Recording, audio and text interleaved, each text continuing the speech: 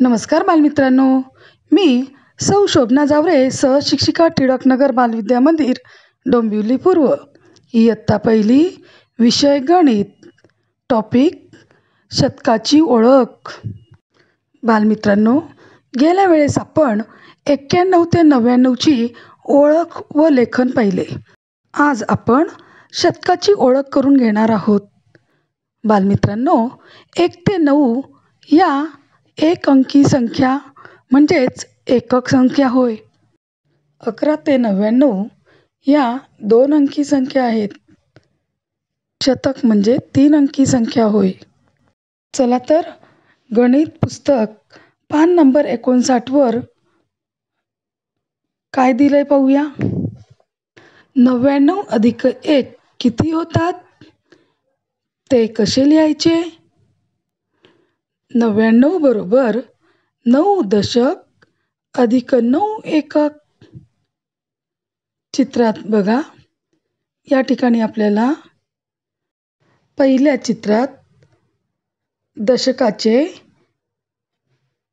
गठ्ठे दाखवलेले आहेत. किती गठ्ठे आहेत मोजा तर. 1 2 3 4 5 6 7 8 9. किती गठ्ठे आहेत? 9. म्हणून याला काय म्हणतात? 9 दशक. त्यानंतर पुढील चित्रात सुटे ठोकळे किती आहेत? चला मोजूया. 1 2 3 4 5 6 7 8 9. म्हणून किती झालेत? 9 एकक. आणि शेवटी आपल्याला एक ठोकळा दिसत आहे, त्याला आपण 1 एकक असे म्हणू. 9 एककामध्ये 1 एकक मिळवला तर 10 एकक होतात.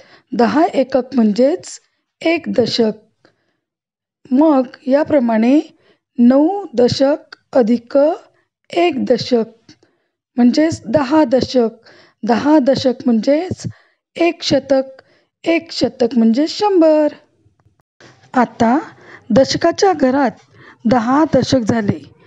10 दशकांचा मोठा गठ्ठा बांधून डावीकडे शतकाच्या घरात ठेवू. या मोठ्या गठ्ठ्याचे नाव शतक. शतक म्हणजे 100. 1 शतक, 0 दशक, 0 एकक. यात 1 शतक, 0 दशक आणि 0 एकक आहेत. म्हणून 100 हे शतकाच्या घरात 1 लिहितो आपण, म्हणून 1 शतक. दशकाच्या घरात 0 आहे म्हणून 0 दशक. एककाच्या घरात 0 आहे म्हणून 0 एकक. अशा प्रकारे शतक तयार होतो. शतक आपण अक्षरात व अंकात कसे लिहितात? तर अंकात 100 म्हणजे 100. अक्षरात श वर्णानुसार शं, भ, र. थँक्यू.